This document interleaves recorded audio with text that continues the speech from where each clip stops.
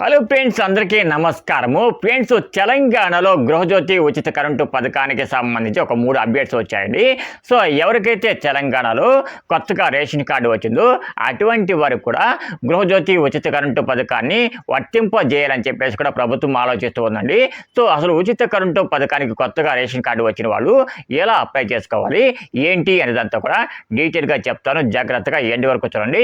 Friends, తెలంగాణలో రీసెంట్గా ఎవరికైతే కొత్తగా రేషన్ కార్డు వచ్చిందో అటువంటి వాళ్ళలో చాలా మంది మాకు కొత్తగా రేషన్ కార్డు వచ్చింది, మేము గృహజ్యోతి ఉచిత కరెంటు పథకానికి ఎలా అప్లై చేసుకోవాలో చెప్పండి అని చెప్పేసి అడుగుతూ ఉన్నారండి. సో మీకు కనుక తెలంగాణలో కొత్తగా కనుక రేషన్ కార్డు కనుక వచ్చినట్లయితే ఆ రేషన్ కార్డుని తీసుకొని మీరు మీ యొక్క వార్డ్ ఆఫీస్ ఏదైతే ఉందో అక్కడికి వెళ్ళి అప్లై చేసుకోండి. సో రీసెంట్గా తెలంగాణలో ప్రజాపాలన కూడా ఓపెన్ చేశారండి. సో ఇంతవరకు ఎవరికైతే ఉచిత కరెంటు పథకం అందలేదు అటువంటి వాళ్ళు కూడా తప్పకుండా ఇప్పుడు ఉచిత కరెంటు పథకానికి అప్లై చేసుకోవచ్చండి. సో ఇంతకు ముందు చాలా మంది ఇందిరమ్మ ఇండ్ల అప్లికేషన్లో ఉచిత కరెంటు పథకానికి టిక్ పెట్టలేదండి. అప్పుడు టిక్ పెట్టకపోవడం వల్ల వాళ్ళకు అంటే ఉచిత కరెంటు పథకం అందలేదనమాట. కానీ ఎవరికైతే ఇంతకు ముందు టిక్ పెట్టకుండా ఉచిత కరెంటు పథకం అందలేదు అటువంటి వాళ్ళు కూడా ఇప్పుడు ఉచిత కరెంటు పథకానికి అప్లై చేసుకోవచ్చండి. సో ఇందుకు మీరు ఏం చేయాలంటే మీ దగ్గర రేషన్ కార్డు, ఆధార్ కార్డు ఉంటాయి కదా, ఇవన్నీ కూడా తీసుకుని వెళ్ళి మీ యొక్క వార్డ్ ఆఫీస్ ఏదైతే ఉందో అక్కడ సబ్మిట్ చేయండి. సబ్మిట్ చేసినట్లయితే ఒక వారం 10 రోజుల్లోపే మీకు ఉచిత కరెంటు పథకం వర్తిస్తుంది.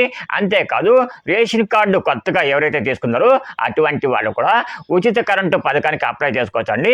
సేమ్ వాళ్ళు కూడా ఇదే పద్ధతిలో ఉచిత కరెంటు పథకానికి అప్లై చేసుకోవచ్చు అనమాట. అంటే మీ దగ్గర ఉన్న రేషన్ కార్డుతో పాటు మీ యొక్క ఆధార్ కార్డు కూడా తీసుకొని ప్రజాపాలన ఆఫీస్ కనుక వెళ్ళినట్లయితే, సో ప్రజాపాలన అనేది మన యొక్క వార్డ్ ఆఫీస్లో పెడతారు కాబట్టి మీ యొక్క వార్డ్ ఆఫీస్కి వెళ్ళినట్లయితే అక్కడ మీరు ఉచిత కరెంటు పథకానికి అప్లై చేసుకోవచ్చు అనమాట. సో అప్లై చేసిన ఒక వారం 10 రోజులకి మీకు ఉచిత కరెంటు పథకం వర్తిస్తుంది. ఇకపోతే ఎవరికైతే కొత్తగా రేషన్ కార్డు వచ్చిందో అటువంటి వాడుకు సెప్టెంబర్ 1 నుంచి మనకు ఆరోగ్యశ్రీ పథకం కూడా వర్తింపజేయాలని చెప్పేసి కూడా ప్రభుత్వం ఆలోచిస్తుందండి. సో ఇప్పటి వరకు కొత్తగా రేషన్ కార్డు వచ్చిన వాళ్ళకు ఆరోగ్యశ్రీ పథకం లేదనమాట. ఫ్రెండ్స్, తెలంగాణలో కొత్తగా రేషన్ కార్డు వచ్చిన వాళ్ళు చేస్తున్న ఒకే ఒక పెద్ద పొరపాటు ఏమిటంటే, సో ఒక్కొక్క పథకానికి ఒక్కొక్కసారి అప్లై చేస్తూ ఉన్నారండి. ఇలా మీరు ఒక్కొక్క పథకానికి ఒక్కొక్కసారి అప్లై చేయకండి, అన్ని పథకాలకు ఒకేసారి అప్లై చేయండి. సో ప్రజాపాలన అప్లికేషన్ ఫామ్లో మొత్తము 6 పథకాలు ఉంటాయండి. మీకు నిజంగా ఎలిజిబిలిటీ కనుక ఉన్నట్లయితే మొత్తం 6 పథకాలకు కూడా ఒకేసారి అప్లై చేసుకోండి. సో ఒక్కొక్క పథకానికి ఒక్కొక్కసారి కనుక మీరు అప్లై చేసుకున్నట్లయితే మీ యొక్క టైం వేస్ట్ అవుతుందన్నమాట. సో మరొకసారి మీరు వేరే పథకానికి అప్లై చేయాలని కూడా వీలు కాదనమాట. కాబట్టి తప్పకుండా ప్రతి ఒక్కరూ కూడా ఎన్ని పథకాలు ఉన్నాయో ప్రజాపాలన అప్లికేషన్ ఫామ్లో మొత్తం అన్ని పథకాలకు ఒకేసారి అప్లై చేసుకోండి. ఫ్రెండ్స్, వీడియో కనుక మీకు నచ్చినట్లయితే తప్పకుండా చిన్న లైక్ అయితే ఇవ్వండి.